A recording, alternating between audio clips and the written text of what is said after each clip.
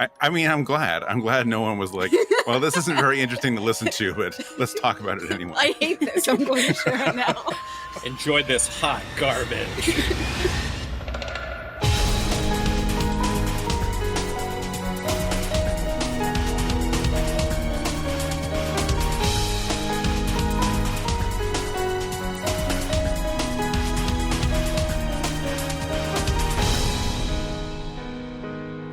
Hello, and welcome to episode 142 of Rhythm Encounter, the RPG fan music podcast. I'm your host, Mike Salbato. Happy to say that I'm feeling much better than last time. So I sound normal today, which is not something I realized I would appreciate as much until, after the last episode we recorded. So I'm happy to be here and feeling good again. But before we get into our topic, let me introduce who else I'm here with. Joining me today is Hilary. Hello. Hello. Happy to have you back on here. Yeah, it has been a while, hasn't it? At least a few episodes, yeah. Good to be here. You know who has been here recently is Pat. Yay. Yeah, we're rocking out. Yeah, and Audra's here again as well. Hello. Hello. All right, so this is most of our panel from the PSP episode a couple weeks ago, although we're talking about a very, very different topic today. I'm pretty sure we hadn't fully settled on a title for this, but I think I'm actually going to use the title that Hilary suggested in our Slack. So most likely this episode may go up as Seize the Artifact for Tallness, which explains nothing. Nope. Anyway, so our thought today on this episode was there are so many RPG soundtracks out there with great music and sometimes very, very strange song titles. So we thought it'd be really fun to go through and pick some of our favorite, strangest titles, but still music that we enjoyed and want to talk about. So that is the theme today. There was no other restrictions, console, composer, anything. As long as it had a title that was just kind of off or strange or interesting, it was fair game. And you will definitely see that reflected musically in the episode. We've got a wide variety of genres and music types. That's true. And even song lengths. Mm-hmm. Oh, yeah. So, yeah, I'm looking forward to this one. This is another one of those topics where I'm going to ask everyone, what drew you to this episode, unless it's really just I don't know, it sounded weird and interesting. Because that's what drew me to it. So I don't have a long or very interesting answer. That was my reasoning. How about anyone else? I'm always drawn to, a good, humor-oriented episode. So I thought this had potential to be fun, funny. I know I'm usually one of the first to joke about strange song titles. I think the one I keep mentioning is No, I Don't Die, No! Which is actually also from one of the games I brought today. Oh, yes. But did not bring that one, but I appreciate song titles, whether it's, just kind of entertaining, interesting because of the translation, or if someone just came up with something particularly clever or insightful. So, excited to talk about it. Yeah, my reasoning's pretty similar. I just like the idea of talking about some fun song titles, basically. Yeah, for me it was more of a challenge. I saw the episode concept and I was like, what's the craziest thing I could bring? And racking my brain there are some goofy, crazy song titles out there. I immediately had a list of 20, and I was like, all right, I gotta narrow this thing down. I narrowed it down to 2, and then 3, and then 2 again, kind of all over the place. And so, yeah, I joined it because I was like, oh, this is a personal challenge. What's the weirdest song title with songs that I actually like? That is an important point. Oh, yes. Because there were a few I was like, oh, that's a weird song title, and then I played it. It was basically just ambient noise for 2 minutes, and I was like, no. Yeah. That's fair. Yeah. Yeah, I came across a few of those too, where I'm like, that's a great title and it's funny, but not as interesting musically as what I ended up on. So I guess we could say that's kind of the one parameter we all maybe imposed upon ourselves, is it has to be something we'll at least still enjoy or want to share. I mean, I'm glad. I'm glad no one was like, well, this isn't very interesting to listen to, but let's talk about it anyway. I hate this. I'm going to share it now. Enjoy this hot garbage. All right. So how do we end up breaking these up anyway? What was our... Hilary and I talked about this a lot, about how to do our blocks today. Yeah, we were thinking kind of like musically similar at first, but then we realized we had a wide array.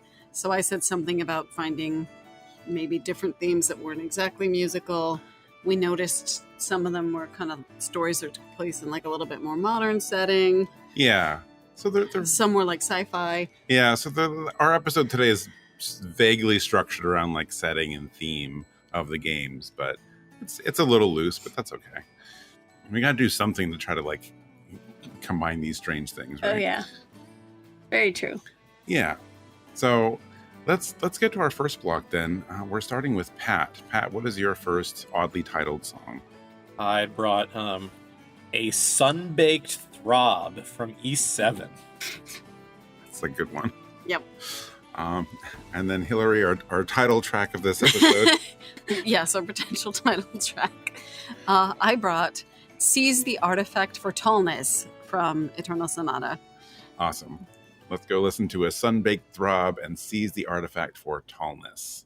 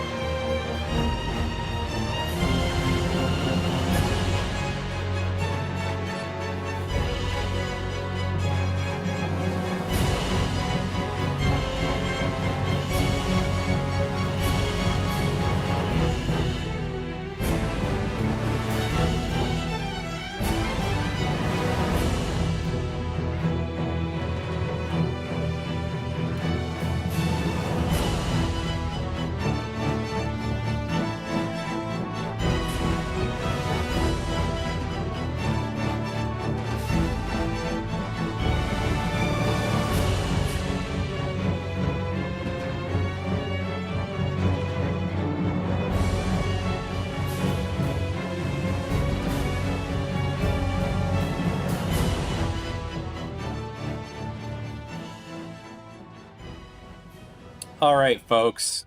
There they were, two fantastic pieces of music. So I want to start by talking about Sunbaked Throb. That was the first one you heard. That's sort of a field and battle theme later in the storyline of East 7. For some reason, I had it in my head that this song was used in East 8, and then I went back and listened to it, and I was like, no, this is 7. I looked it up, and yes, it is 7, not 8. I don't know what's wrong with me with that, but... Well, given 8's setting, I can see why you might think that. Yeah. Yeah, it's like you're on like Sunshine Coast, and you're like, it's hot out here. Yeah. And then here comes the Sunbaked Throb, which, again, what do I do with that song title? It makes me feel uncomfortable. Throb is just not a word you want in your music. I feel like it's one of those words that just kind of like triggers a reaction. It really is. It really is hanging out over in the corner with Moist. Yep. Yeah. Throb and Moist are just stay out of my song titles. I feel like Pulse might have been better if I could like rename this song. There's certainly a pulsating nature to the beat. It's a little more up tempo than some of the other tracks on this OST. But yeah, it's just as far as Falcom stuff goes, it's very much in line with what makes East music good, in my opinion. It's Falcom, baby. So it's great music. I can definitely follow the Sunbaked piece. It's like, all right, we're in a hot area. And then Throb, I just want to replace with Pulse because, yes, it has the moist factor. And there's just an uncomfortable, maybe innuendo piece of this that just gives me the heebie-jeebies. But the music itself, if someone didn't tell me the title of the song, I'd just be like, oh, yeah, great Falcom music. As for, and I know, Hilary, you're going to get to the context, because I don't know the context at all. I do have some. That's exciting. But seize the artifact for Tallness. Can we just agree this is, classic Motoi Sakuraba, but with one distinction. Often his battle themes, certainly up to this point in time in his career, and this was 09 or 08, 09, maybe 2010, PS3 generation. He would often make it so that his town and environment themes had more of the orchestral timbre to it, and then his battle themes would be like a prog rock band. Yeah, and very layered, very like almost a bit of a cacophony. Yeah. Now this, however, he keeps the sort of frenetic pace of the prog rock sound, but he brings in all the instrumentation of orchestra, which is something that if you listen to older works of his, first 3 Star Oceans, both Valkyrie Profiles, a lot of the early Tales of games, he didn't do this. So doing this sort of majestic battle theme that has the orchestral stuff that makes it feel like bigger and more important, it feels really good. I remember him doing it with the Baten Kaitos games, but I think this track is just extra good. It's very cohesive and coherent, which is something that I like about it. Despite the title of the song. Right. That is actually exactly how I would describe it. And the Eternal Sonata soundtrack as a whole, it's definitely on the cohesive and coherent side. And I wonder if, I'm guessing part of that might be the subject matter, with you're dealing with Chopin, you're dealing with like classical musical kind of themes and symbols, and everyone is named after a music term. So maybe since this is just intended to be such a musical game, it's interesting to think, maybe they wanted to have a more consistent kind of like orchestral kind of musical quote sound to it. Yeah. But yeah, I really like this track a lot. I appreciate the fact that we get a really fast-paced battle track with those kind of orchestral instruments. And I think you don't lose as much of the drama as you would think, at least in my opinion. And I think it pairs well with the East track, which also has a really consistent sound, I think, with some really nice kind of like call outs and chromatics that kind of pin it as kind of like a hot or desert area. So I don't know. I like these two together a lot as well. And the context behind Seize the Artifact for Tallness, which I should probably say right now before I forget. So this is actually in not exactly a bonus area, but kind of. It is a pirate ship, actually. And one of the characters, the artifact, is a pirate hat. Huh. And she wants to seize it to appear taller. Is it just a really tall hat, or what is it? I mean, it's like a big... Well, yeah. Yeah, they stand up kind of big. Yeah. So. Oh my gosh. All right. I was the really sound picturing channel makes something sense. more like stilts or Stilts? something. I don't know. A big old pair of platform shoes. Yeah, exactly. Platform pirate boots or something. Okay. It's a pirate hat. It's a pirate That's hat. kind of fantastic. Amazing. I'm glad I didn't know that. Till I now. had That no makes it idea. so much Yeah. more fun. I Mhm. kind of wish I had known this sooner so that I could just throw this into the Pirates episode. But yeah, I unintentionally picked another pirate song.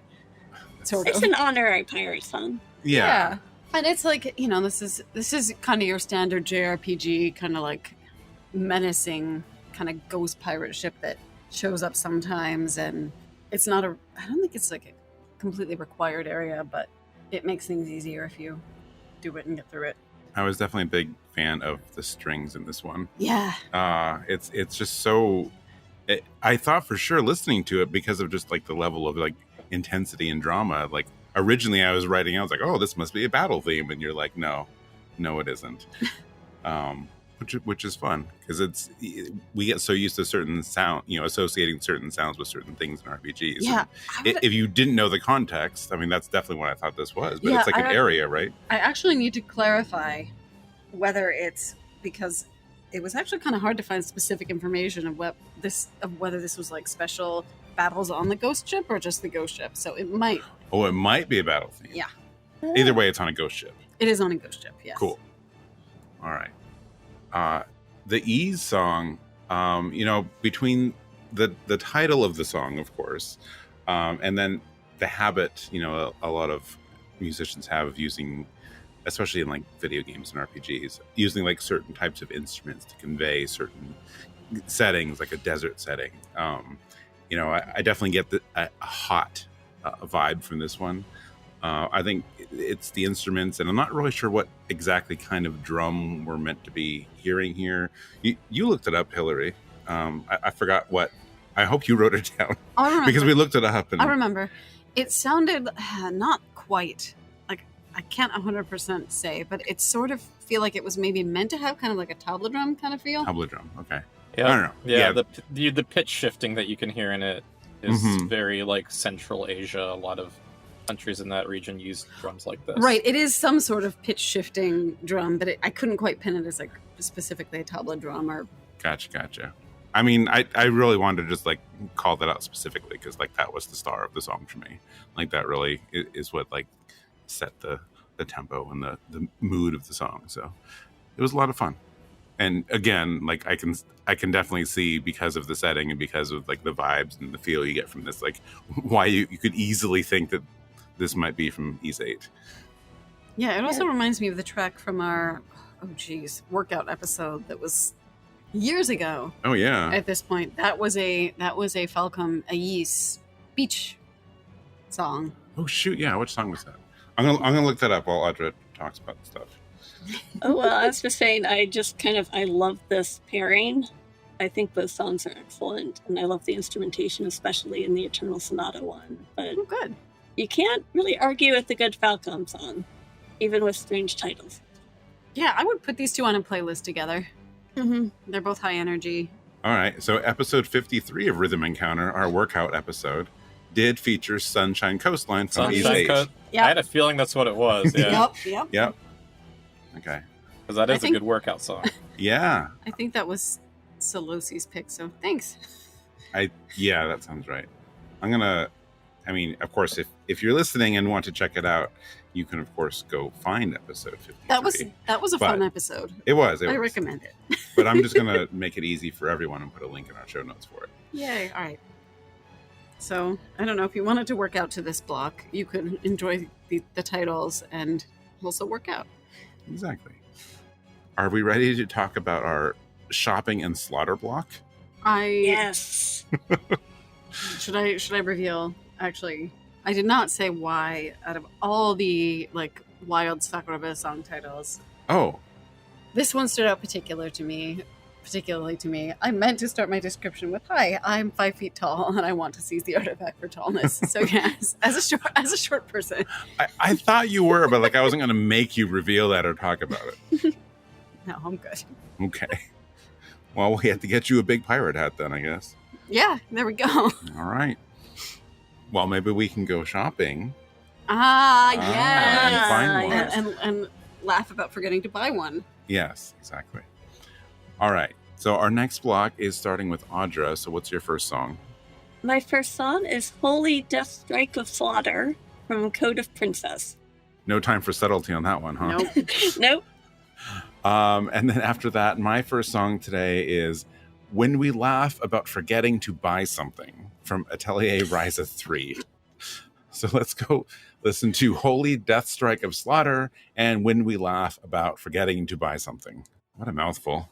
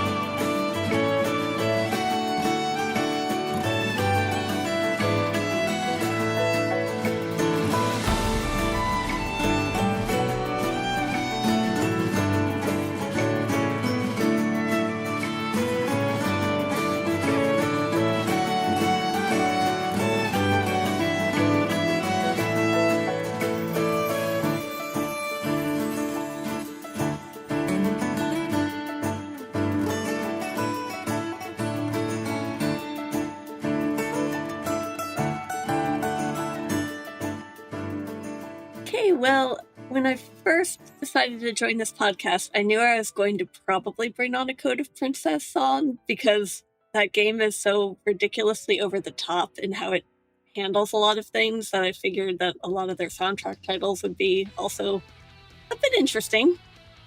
And I was quite right. But I settled on the final boss theme, Holy Death Strike of Slaughter, because it's a really fun one to say.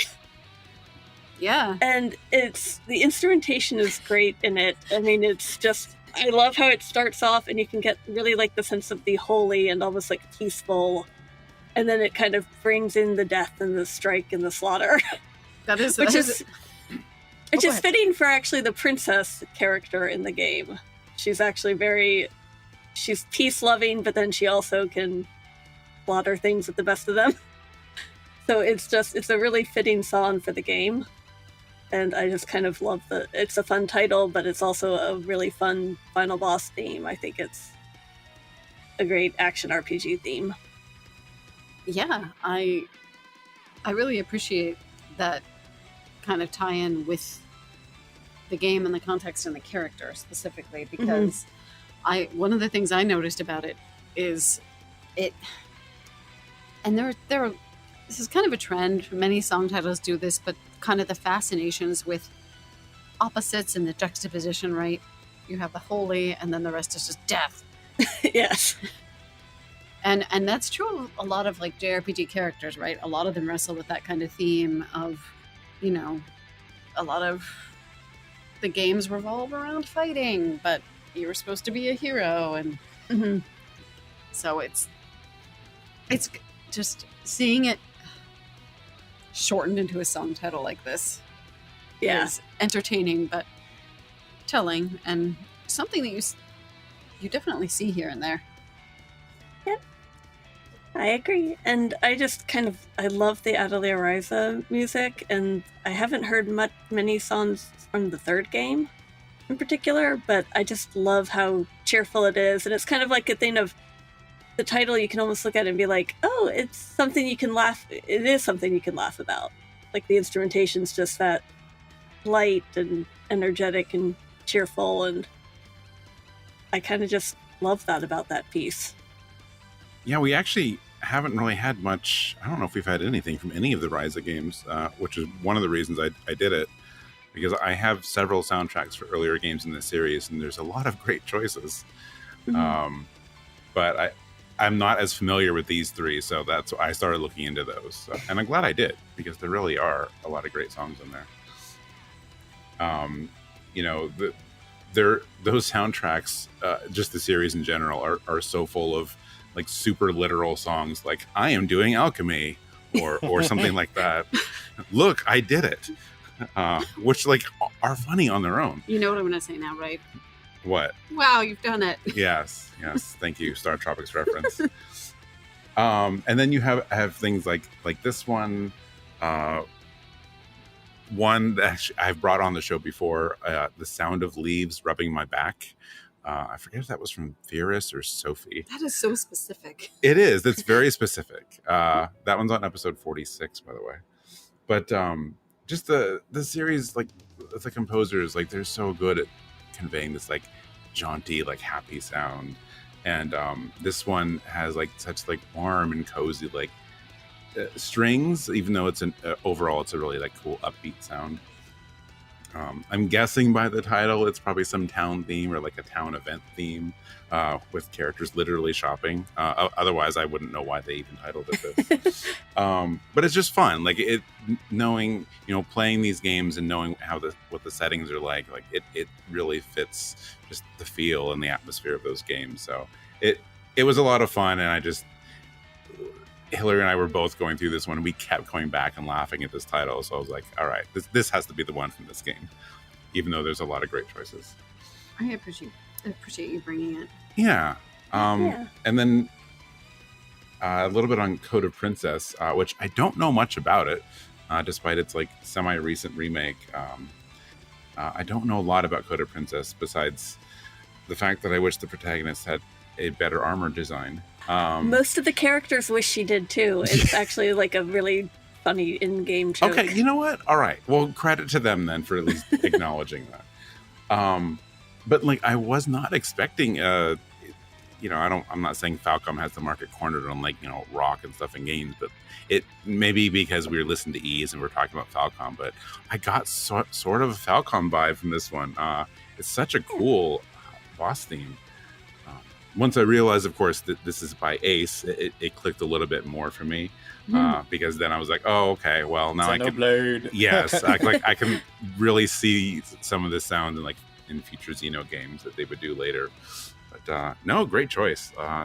Really one of my few exposures to this game, so I'm glad you brought it. It was fun. Oh, thank you. Yeah, It's kind of a good like fantasy parody Yeah. story. Okay. a fantasy parody. Huh, I can see it.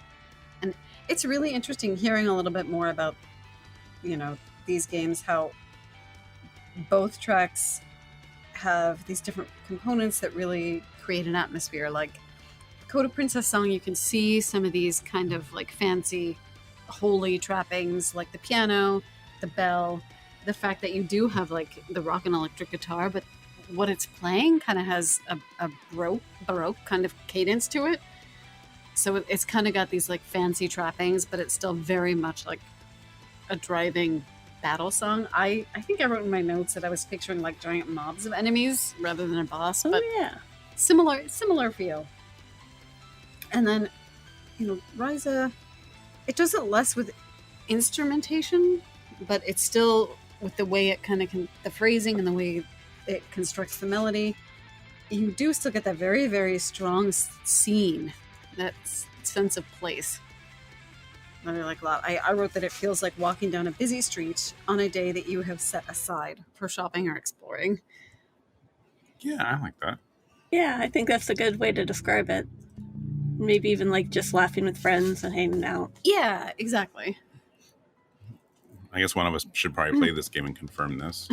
It is, It's nothing to do with this at all. it's killing me because, people who have followed what I've written on the site and the longevity there, I've always loved the Atelier series, both the games and their soundtracks. And I have yet to touch the entire Ryza trilogy, and it is a mark of shame upon me. I had to guess these are probably music that plays when you enter like a side quest with another character. It's this sort of like a lot of the later Atelier games essentially have quest lines that are kind of like social link building in the Persona games. Yeah. So the idea that like a lot of these interactions take place within the town and the market square, and that you might be having such a good time with your friends that, hey, you don't ever actually get around to buying stuff. That's how I'm imagining it in my head. Yep. Relatable, yeah. actually. Yeah, I've definitely done that. Yeah. And again, the specificity of song titles is really great. I really appreciate you citing the one from, I think it was Sophie, the sound of leaves brushing. No, I looked it up. It actually was Fierce. It was Fierce? Okay. My bad. But yeah, the very specific language and how the music fits the language, I think, is really cool.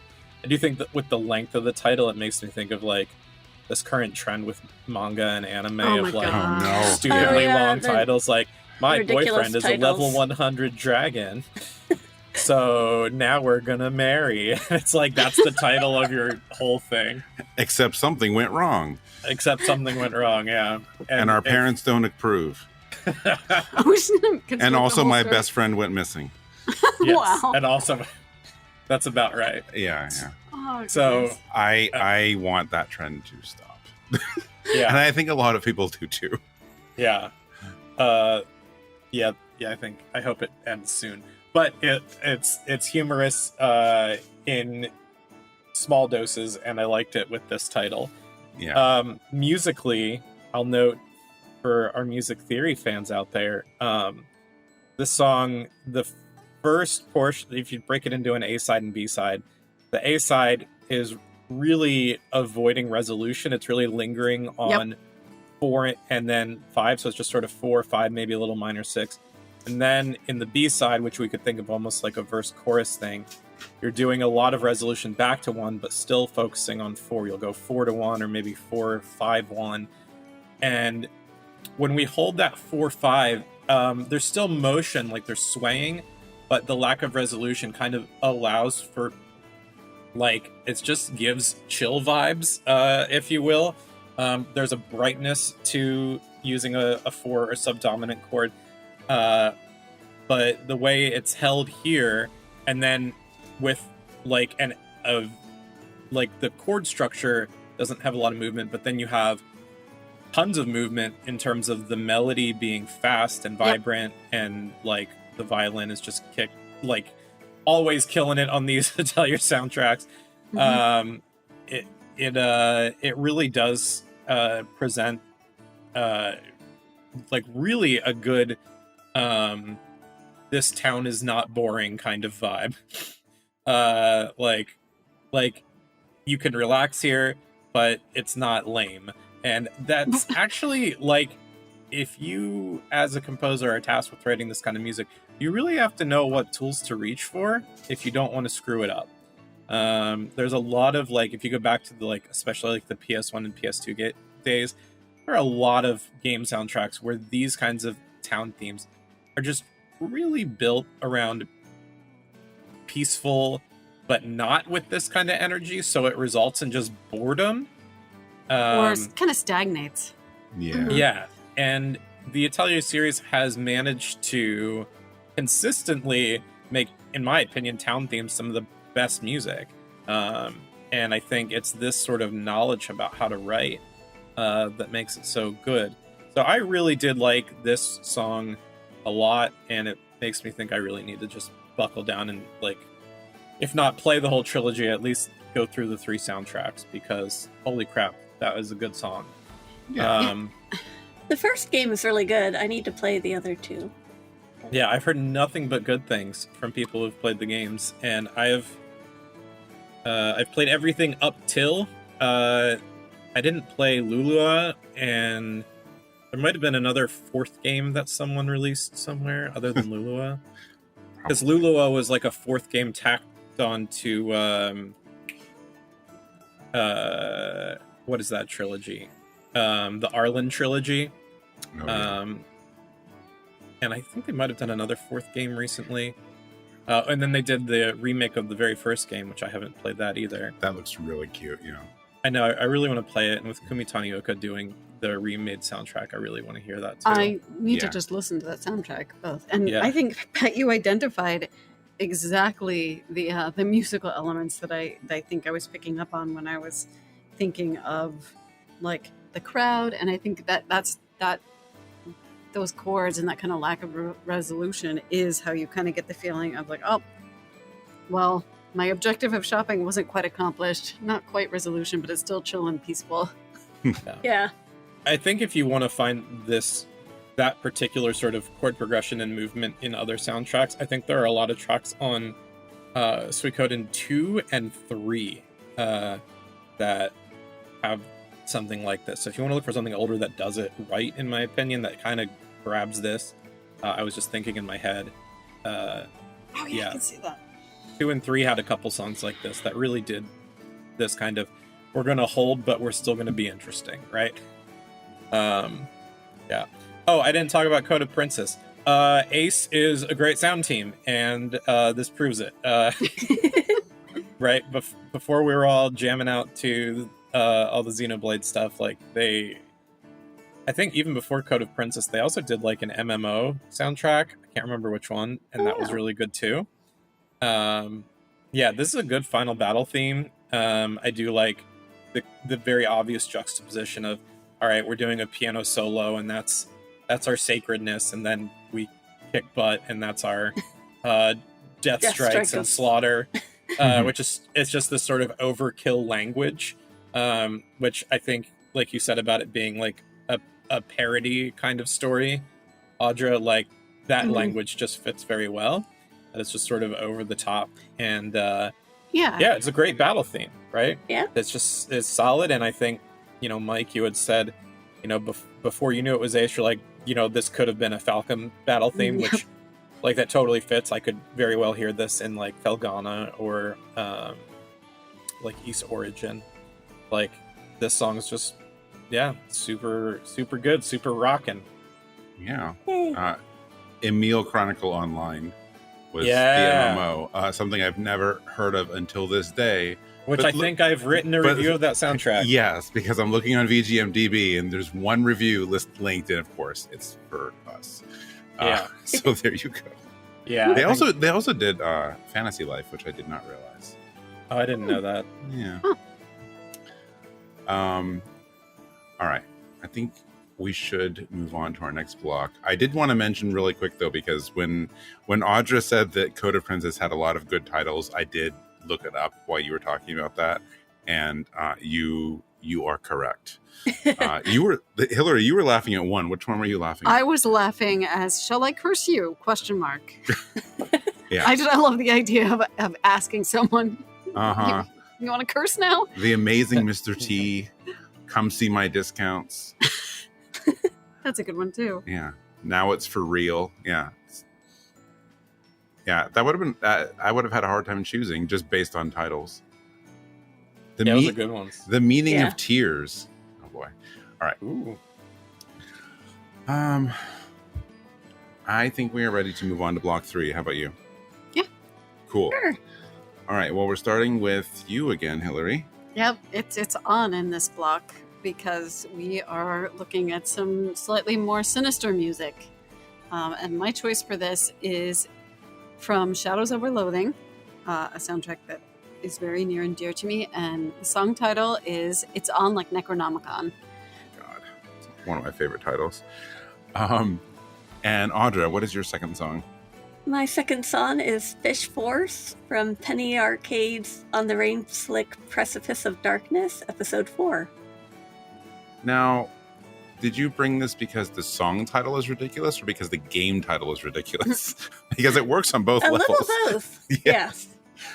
All right. Let's go listen to It's On Like Necronomicon and Fish Force.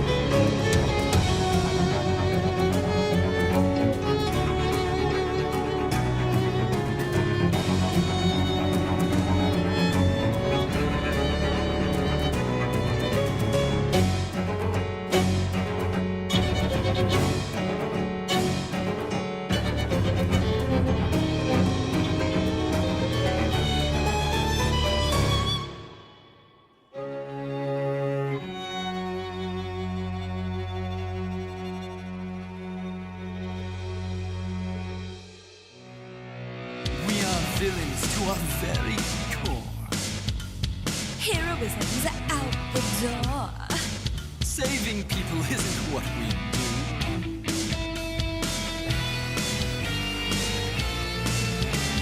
We hold our monstorms to the sky. When they open, you will cry. 'Cause monsters will pour out. Jump on you. We are Fish Force, Trailblazers. We are Fish Force. We beat the odds 'cause we tip the scales. I'm Gary Gray, adoring Throb. I write all the Fish Force songs, yes. I do it using this stupendous hat. I model, you know. I'm mistletoe, but I don't kiss. Call me your battleness. Nigiri choose a big part of our brand. I guess where's he gone now?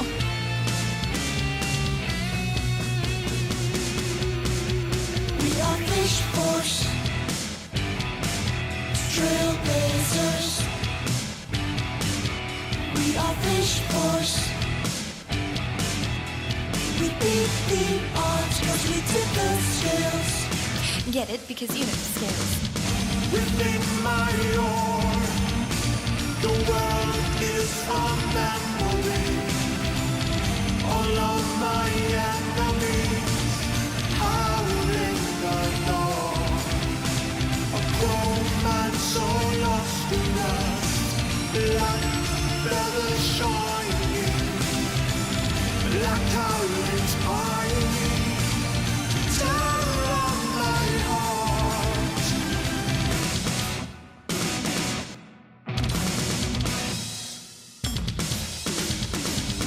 We are Fish Force, Trailblazers. We are Fish Force. We beat the odds 'cause we tip the scales. We are Fish Force, Trailblazers. We are Fish Force. We beat the odds 'cause we tip the scales. All right. So first, I will start off by saying that I love many of Roy and Ike's song titles, and I chose this song. I'll get a little more into the game and the context later, but I chose this song mostly because I wanted to show off some of his kind of goofy but very clever titling that he's done, especially for the Loathing series. It's really kind of on display in Shadows Over Loathing, and this is a very, very good example. So, as expected, this is a battle kind of music. It plays in tense situations. And Shadows Over Loathing, basically the premise is it's 1920 style. It's a little bit satire, tongue-in-cheek. It takes place in, kind of the Roaring 20s. So you have like plays on Agatha Christie mysteries and lots of jazz stuff happening. You have a large amount of 1920s slang. And so it's kind of hard to imagine what kind of music should go with this. And to go along with that, an appropriate kind of enemy, sort of like a force working against you, is the sort of like unknowable Lovecraftian kind of like elder horror type thing, which is reflected in the game. Your chosen protagonist gets a letter from their uncle who runs an antique shop, but it's really a front for uncursing cursed artifacts that he finds, and he has gone missing. And depending on how you play the game, you can get more or less into the kind of like Lovecraftian style galactic level threat that's going on. But this plays in tense situations where you're getting kind of brief glimpses of it, or when something seems seems a little off, but it's kind of early on. And so I think the instrumentation and the pace of it matches that context pretty well. I love the strings in this soundtrack so much. I think Reinike does an excellent job with them. His main instrument is piano, so you'll also probably hear that throughout this song and the whole soundtrack. But I think it's a cool juxtaposition with, and I think he does a lot with a relatively limited number of instruments. You get some nice like swells. You feel like the stakes are getting higher, and then it kind of descends and like fades out at the end. And I really like the kind of abrupt, like slightly descending ending. It feels very cohesive with the whole idea of like the Lovecraftian monsters, kind of like you're fighting this battle, you're noticing that something's wrong, and then you're kind of slowly descending into madness or something. So I just think it's a great song, and I love the title. And there you go. So that's that one. Fish Force. I like the lyrics.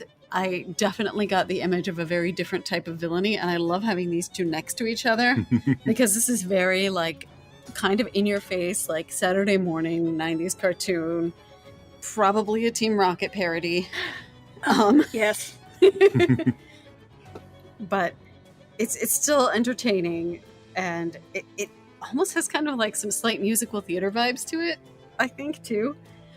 And then I like there's kind of a little bit of like a prog rock beat in the middle of Fish Force before returning to the We Are Fish Force. That was really entertaining. So I just very much like having these two next to each other to contrast each other. Yeah. Yeah, this is a fun block. Probably one of my favorites of the episode. I love the instrumentation and the first song, The Shadows of Our Loathing, and Fish Force is just fun, but then it also has like a really cool instrumentation, especially at the middle part. Mm-hmm. Okay, I guess I'll go next. Boy, do I never get tired of Reinike's music. I was such a fan because he so nailed like that spaghetti western sound in West of Loathing. And then they switched over to this Lovecraftian world of stick people, and he got it again. It's a totally different sound. But the use of the cello in this song, and like Hilary said, like there's the instrumentation that you'll hear here is like throughout the soundtrack, but the cello, there's like really brings like the drama and the intensity, and it just perfectly accompanies the other instruments to deliver this song that works so well on like every level on like what it's setting out to accomplish. And really the only thing that can make it better is just giving it an incredible title, but it has that too. So. And one thing, if you don't mind me adding, one really cool thing about the Shadows of Our Loathing soundtrack, because I love talking about the soundtrack. So I don't think you get it so much with this track, but some of the other, like some of the repeating battle themes that come up, they're actually dynamic, which I think is always a really cool thing to include in the game. And I think that might be part of the reason why he stuck with this kind of like mostly strings and piano, kind of like limited instrumentation, is because if you play a jazz agent, you have abilities that can actually affect the music in the background of the battle. So you can add like a drum roll, you can add some booming timpani. My favorite is that you can add a saxophone line that's just really kind of all over the place and improvisational and jazzy, and that actually it's damage over time. It damages your enemies every turn. It's fantastic that it's playing. That is really clever. Yeah. Yes, thanks for adding that. I always love that aspect too. As for Fish Force, it's sure something. It's one of those songs, I enjoy it. I wouldn't put it on a playlist. I think it's so specific to what it's trying to do. Like, I don't think it works for casual listening, at least not for me. But it's so clear they were going for like this over the top, like cheesy, like you said, Team Rocket sound, and they totally nailed it. The music's great, the singers are talented, and I really like how they play and sing their roles like they're serious about it. There's like, conviction there. That's Yes. a good word. Yeah, like they are convicted. Convicted? That's not the word. That's not the word. There is conviction. Yes. Sorry, you threw me off. I'm sorry. Well, they are villains to their very core. Maybe they could be convicted. Well, they probably Depending should on be. what they Yes. Anyway, conviction. But they're still clearly having fun with it. I have zero doubts that this song is going to hit differently and mean you're going to hear something way different if you've played the game and have the context outside of my external context looking into it.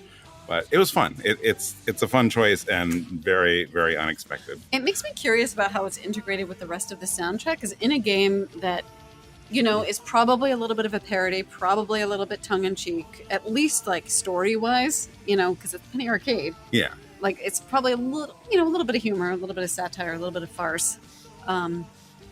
This is kind of like a spoofy song. So I really wonder how they mesh that in with like the environmental music and like the other aspects of music in the game. I'd be curious. Yeah. I can answer some of that. Oh, nice. Oh, awesome. So I've actually I have a fair bit of experience with all 4 of the Rain good. Slick games, and I don't want to be cruel to whoever wrote the soundtracks for episodes 1 and 2. I think they are more forgettable soundtracks than 3 and 4. The games took a major turn in every respect as of the 3rd game. They switched out dev teams, switched out visual styles, switched out musical styles, but kept the main characters and the silliness. The 3rd game had a soundtrack by Alex Maurer, which was quite passable. It was very good. But then for their 4th and final game, they landed HyperDuck SoundWorks, which is an Irish musical team, mostly a duo. It's Chris Guillen and Dan Byrne McCullough. They've done a lot of soundtracks. The 3 big ones that I think many of us may be familiar with was they did Dust and Elysian Tale. Yep. Prior to this game, and then of course they did this game, which was 2013, and then they did Zeboyd's Cosmic Star Heroine, which I think, in terms of production value and certainly music, is one of their best games. I think most of Rain Slick 4 feels like the soundtrack just feels like the way these guys wrote music for Dust, which is to say it's like just a really good, focus on melody kind of soundtrack. It's not nearly as silly throughout, but then there are these handful of tracks that need to be silly because you're catering to a specific character or concept that's part of sort of the comedy of the game. Mm-hmm. And Fish Force might be the pinnacle of that. You guys are absolutely right. I mean, them being a villainous duo is very much like Jesse and James and Meowth. Don't forget Meowth. There is that Team Rocket vibe. I do like the sort of campiness of people who deliver their lines and lyrics like it's the most serious thing in the world when we all know, like, no, it's not. Yep. I think that works extremely well.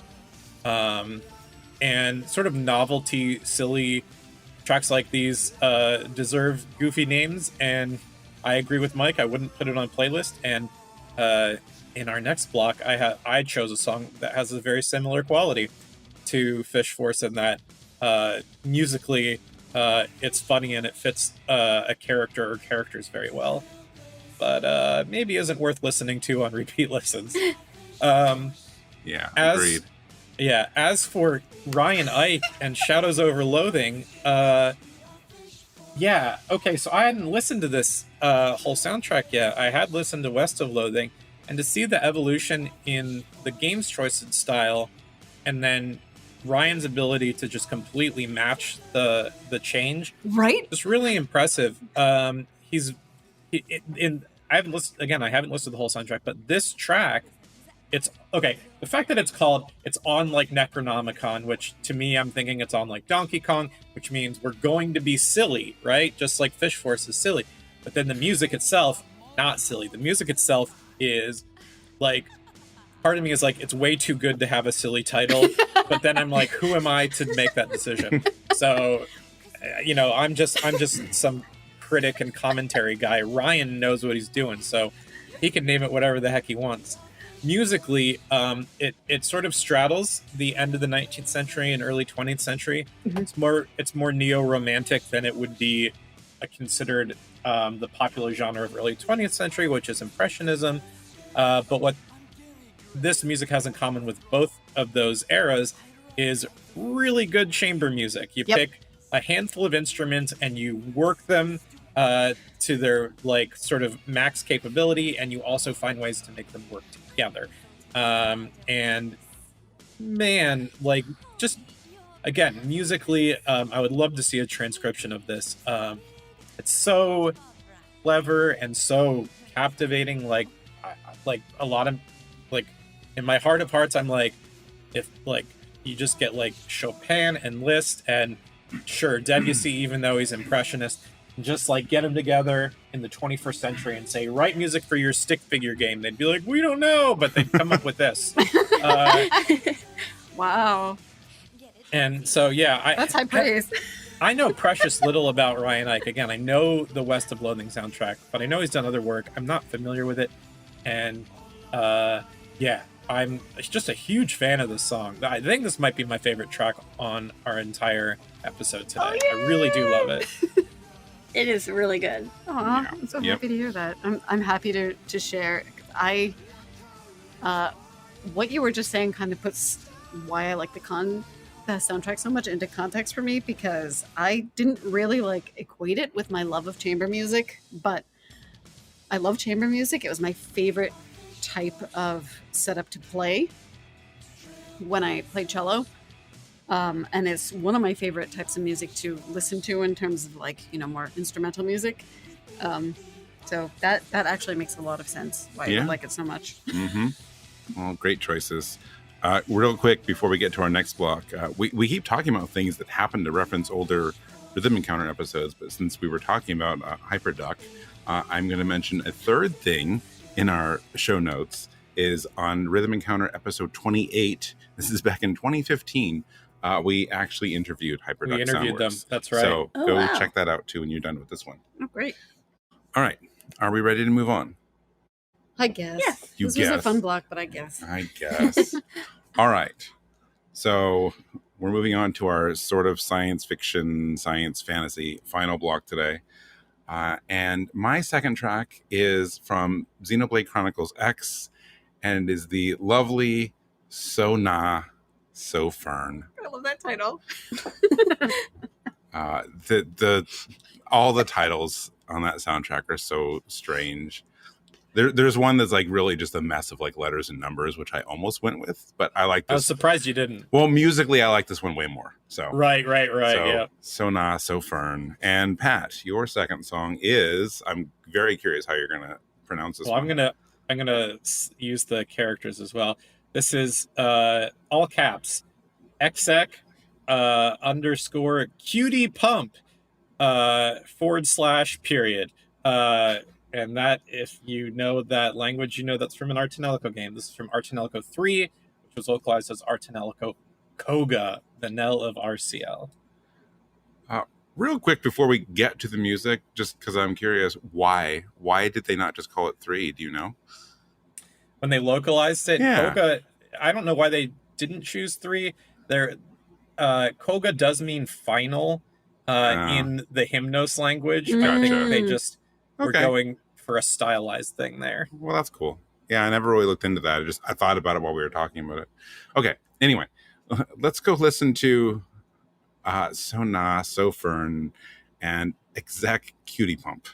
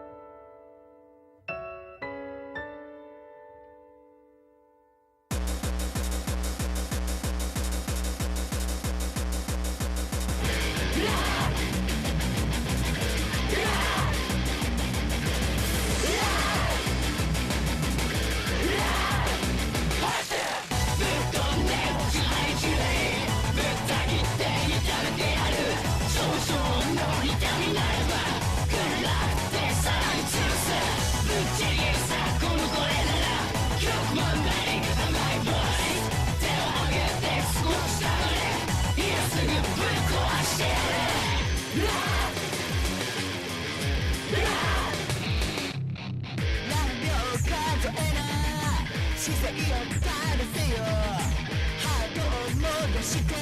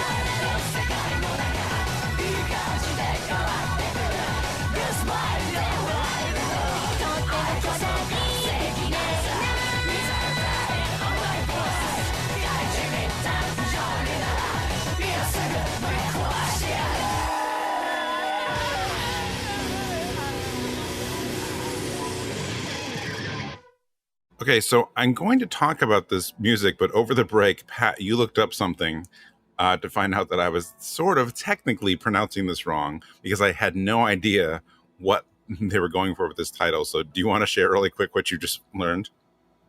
Yeah, so this title is using German, but specifically an older form of German, probably 14th, 15th century German. I don't know what the name for that is. But the title So nah, so fern would translate to so near, so far, or so close, so far. So that's where this language phrasing is coming from.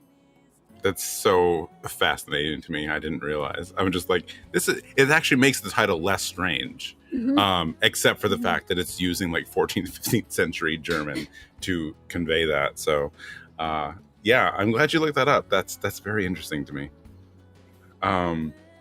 Which I guess also would explain the language of the song itself. So now I wish I knew that, but oh well. Yeah, so I may not know exactly what is being said here in this song, but just about everything in this game, it has such an impact. The music and the vocals. I know the fandom is a bit divided over this game. It's one of those ones where I feel like it was very divided when it came out, and I feel like it's gone. I get the sense that it's a little less now, just because. Yeah. Only because people want to play it again, because it's one of those few games that was still stuck on the Wii U and never made it to the Switch. But either way, you know, like I've always been a fan of the game and the soundtrack. It's so full of fascinating sounds and instrument choices, and you know, they knew that they were doing something that was really not a spin-off exactly, but very different from what was in Xenoblade and will be in Xenoblade 2 and 3. So the fact that they went with Sawano for the music and went completely different from the other games was obviously an intentional choice, and for me it worked really well. Like I said, the sounds and the instrument choices are very interesting, and every song with vocals are just out of this world. It's not a pun. But this singer, like, she's so impassioned and just elevates the mood of the sound of the song. And I love the contrast between the piano and the quieter moments, and then how the vocals just like rise up and like take you to this sort of magical place. Just on every level, it's so good and interesting. And of course, now I got to look up the lyrics and see which older version of German they are and see what it all means. But even without knowing that, I've always really appreciated this song. You know, it's actually really, really interesting that this is like some older form of German, because I was listening to the beginning of this track and I was like, wait a minute, just the way these vocals are kind of cutting in and just kind of the shape of it and the sound of it, this sounds like Nier. This sort of sounds like Chaos language. Yeah. Chaos language mixing older forms of French, German, Japanese. Yep. As for our tonelico, most of my notes are basically a longer version of I don't know what the hell is going on. You linked us to a video, like a lyric music video, which is like some of it's in English. Is some of it in Hymnos again? There's Hymnos, Japanese and English all throughout. Yeah, like, but like in the mostly Japanese. In the video, it's like mostly like Japanese characters and English characters, and I'm like, you know, I see recurring themes of like love and peace, but like that doesn't really help me feel any less lost. And you know, like we said earlier, I don't think this would end up on any playlist of mine, but you know, I did ask for weird titles. I'm very curious about the context behind it, because like Pat, that even you said the same thing. Like, you obviously have a reason you brought this on. And again, I'm not saying it's bad. It's just so strange, and I don't really know what to make of it. We're gonna get there. Okay. Well, let's enlighten me. Yeah. All right. Yeah, I'll just jump right in. Sure. So for those familiar with the form of Hymnos tracks from the Tonelico series, the song titles usually take on forms of like commands or file names that you would use in like a DOS command prompt. A lot of them begin with exec. It'll be exec underscore and then some command. And if you go back to the older games, a lot of them will reference like religious texts. Like there's one for like Rig Veda. I remember Emily was always really mad that was like appropriating like the Upanishads, and it's like I get that. And just like other sort of weird stuff. The weirdness got even weirder as they, made a sequel and then another sequel. And by the time they got to Tonelico 3, they were just like, all right, like, goofiest names you can come up with, go. And someone decided that Cutie Pump, which for me, Pump is up there with Throb and Moist. In terms of, get out of my head. This is a weird word. But this is essentially a Hymnos theme song for a character named Mute, who in her standard form walking around the world of the game is just sort of this very demure, quiet, sweet little lady, and she's a Ravatail. And when she goes into battle form and sings this song to put herself into battle form, she becomes a muscle goddess. Like her clothes tear, and she's just biceps on biceps, like think like Choaniki, but a woman. If I hope you guys know Choaniki. Yes, unfortunately. Yeah. So that's kind of the vibe. So this song brings that out of her. So this is sort of like a sugary punk rock, let's kick butt, I'm a superhero girl kind of anthem. And so that's the context. So basically, during a certain segment of the game, when you're encountering Mute, both as a party member, and then I think at some points also fighting against, when they go into battle form, this music plays. And people who played the game will complain about hearing it way too much for about 3 hours and then really not hearing it much ever again. There's a sort of a specific period where this was really like the song that you're hearing as you work through the plot of the game. And I can't explain the name Cutie Pump. What I will say is all the love and peace stuff is basically her being like, I'm going to punch you in the face with the power of love. And with the power of peace, you will run from my epic ninja kicks. Like, that's kind of the vibes. And while most of the Ar Tonelico Hymnos songs, especially in Ar Tonelico 3, were done by someone named Noriko Mitose, they got the singer for like a Japanese punk rock band at the time. I don't have the band's name in front of me. The singer goes by the nickname Au, just the letters A and U. But there was this band, and I guess someone on the team was like, hey, let's get this sugar high Japanese rock band to come in and do this song. And they did. And my only complaint about it is that I think it's too long. If you look at the lyrics for this song goes on for like 9 verses. It's a little overkill. I could do with there being a 2-minute version of the song, but it is 4.5 minutes. And so in every way, this song is overkill, isn't it? But despite all of that, I do still like it. I think because I generally like the genre. I do like the sort of mix of like hyper major chords, but then like dissonance worked in through just crunchy sound effects, and then the singing being like sometimes spot on and other times just slightly off key intentionally, to give that sort of punk edge. I think it's an acquired taste. A lot of people don't like the style at all. I really do. It's not really in vogue anymore. I loved it when it was kind of the big thing in like early 2010s, late 2000s. But this is kind of what I hold on to, and I love that this style of music made it into an Ar Tonelico game. And again, the character Mute, whether you like the song or not, I think you can't help but like Mute. She's just a really cool character. So Mike, sorry, go ahead. I was going to jump back. I want to say something real quick about Xenoblade as well, which is, the vocals are great on So Now So Fern. But for me, it's the orchestration.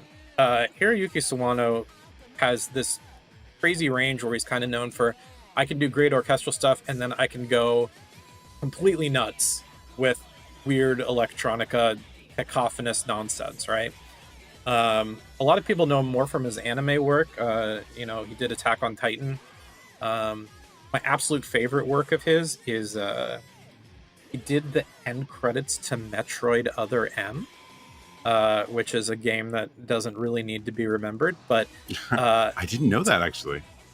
Dig up that end credits music. It's the best thing about the whole game. It's 6 minutes of just like pure space opera goodness. Sawano kills it. And so he has a pedigree for just making really great music, and I think his orchestral pieces on Xenoblade X is just like super cool. I'd love to see him do more game music.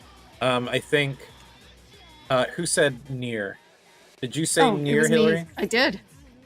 I would love to see like a Drakengard 4 where like Monaka does half the music and Sawano does the other half. That would be very interesting. That would be cool.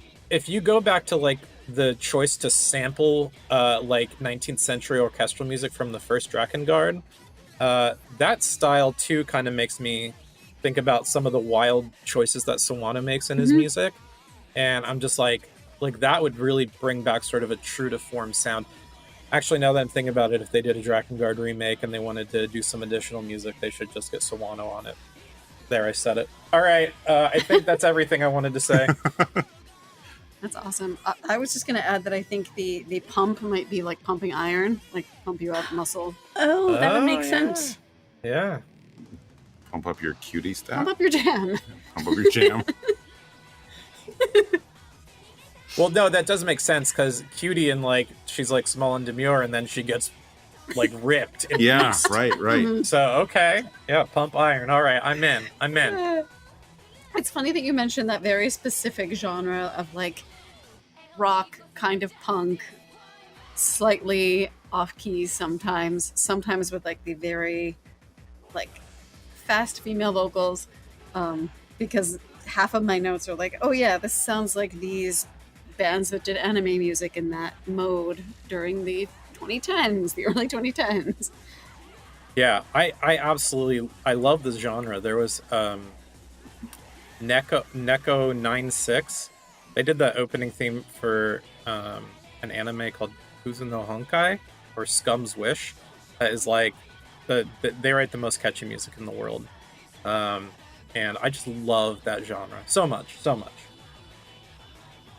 Yeah, it was definitely a fun throwback. I was not expecting that. And as far as So Fern, it's, yeah, I know we already kind of discussed the Xenoblade X soundtrack being a really fascinating mix of like some of this orchestral music in some spots and then some very kind of technological sounds. And I think this song is just such a gorgeous representation of the orchestral side of it. I love it so much. And I already kind of said the near comment, but that was interesting, and I'm kind of glad to hear about that linguistic connection too. Yeah, for sure.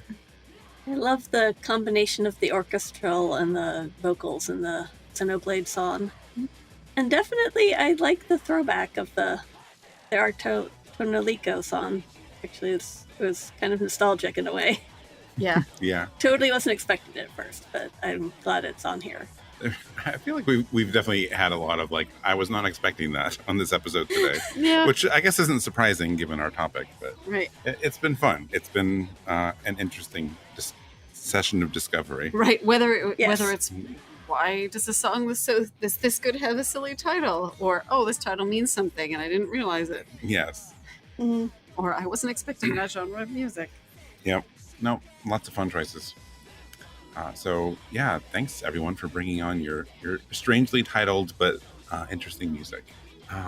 On this episode, despite all of our weird titles and offbeat choices, it turns out a lot of our games today have been on the show before. Oddly, the Penny Arcade one has been on the show many times early on, like years ago on the show. But what are new to Rhythm Encounter are tonelico, Qoga, and Atelier Ryza 3. This is the first time either of those have appeared on Rhythm Encounter, so Nice. happy to make those awesome. debuts. So yeah, I definitely enjoyed this. I hope everyone listening did. I hope you all did. Coming next on Rhythm Encounter in a couple weeks, we are doing an episode on lo-fi music. And looking at our current song lineup, it looks like we have maybe not an even split, but several tracks that are directly out of games, and I know we have some other arrangements outside of that, so that'll be fun. If you're into lo-fi like several of us are, it's going to be a good listen. And then maybe going the opposite direction of lo-fi, depending on what we do musically. After that, we're doing an episode on games and music that inspire us. I'm expecting some more upbeat songs, but we'll see. We'll see. Not everyone's picked music yet, but that's going to be a fun one. If you have thoughts on this episode, if you have any weird song titles that entertain you, or if you have thoughts on future topics or anything else, any other kind of feedback, you can email the show and me at music@rpgfan.com. You can tell us which Sakuraba track we should have picked. I mean, we could do a sequel to this episode that is just Sakuraba. Yep. Easily. I mean, I'm pretty sure, I think it's safe to say that, like, he inspired this topic, right? Yeah, I mean, originally. Between things like Eternal Sonata and some Star Ocean tracks, like that's what got us thinking about this. So, yeah. Anyway, so music@rpgfan.com is how you can reach me. What is the best way for people to reach you, Hilary? RPG fan email is best. I'm Hilary A at rpgfan.com. And Pat. I also check my RPG fan email regularly. That's pgan@rpgfan.com. You can also find me pretty active on Twitter. It's at Gameadactyl. That's the word game, the letter O, and dactyl. Good luck with that. And how about you, Audra? Email is probably the best way. AudraB@rpgfan.com. Awesome. Also, Rhythm Encounter is not the only podcast in the RPG Fan network of podcasts. Be sure to also check out Random Encounter. That goes up every other week opposite Rhythm Encounter. And at the moment, we're recording this one just far enough in advance. I don't know what was on Random Encounter last week or what will be on next week. But check it out anyway. Random Encounter talks about new news and reviews and features on RPG Fan. I know as we record this, we have a lot of reviews and other features coming up on the site this week. Actually, I guess I can say this now. As of this recording, I can't say it, but we recently posted a review of Dustborn. We had a preview of Visions of Mana. There's been a lot of cool stuff going up on RPG Fan. So some or all of that should feature somewhere on Random Encounter. But go check it out. Besides Random Encounter and Rhythm Encounter, you are probably most familiar with Retro Encounter, our weekly podcast of many topics. There's a monthly game journal and other episodes in between with other topics. At the moment, Retro Encounter is in the middle of a game journal, a 2-part game journal on Dragon Age Inquisition. And then as we go further into September, they're going to do several single episode, like mini journal type. Several? Oh, wow. I wrote episode twice in my notes. I'm sorry. But yes, like single episode mini journal types for shorter adventure games. So I'm really excited about the games that ended up winning our poll on that. So I think that is going to be a fun month on Retro Encounter. You can find RPG Fan on most social media as RPGFan.com. All these links are in our show notes, but we are on Facebook, Instagram, Threads, Twitter, Twitch. We're on YouTube. We have a Discord. And of course, our website is rpgfan.com. Beyond finding all of our podcasts and reviews and articles and features, you can also find our shop there at rpgfan.com/shop. So we have a merch shop. You can get our RPG Fan logo on a lot of things. Most recently, hats. Hats are pretty new to the shop. So go ahead and check that out. Hats, coffee mugs, baby onesies, all kinds of stuff. In our shop, you can also find our RPG Fan review card collection.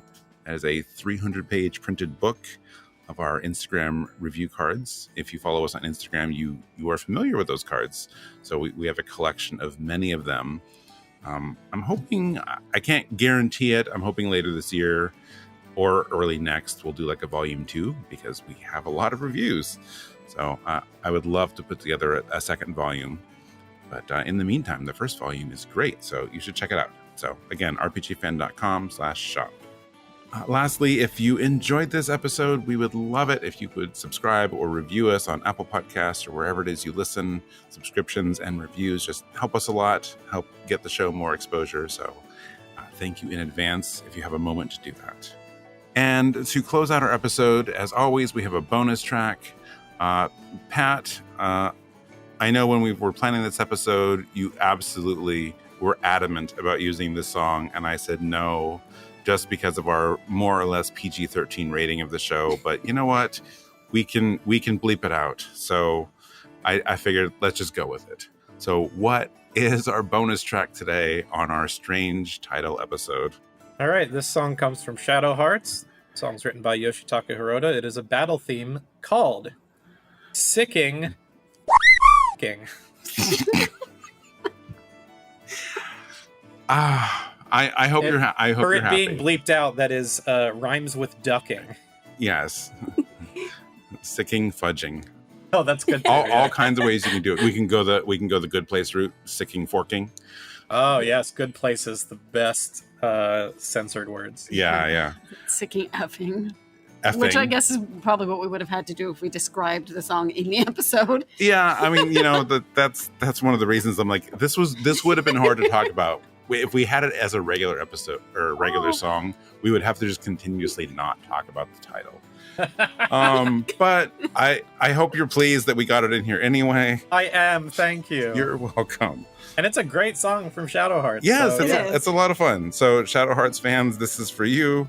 Thank you, Pat and Hilary and Audra. This was a fun episode. And we will leave you with Sicking Forking from Shadow Hearts. We'll see you next time.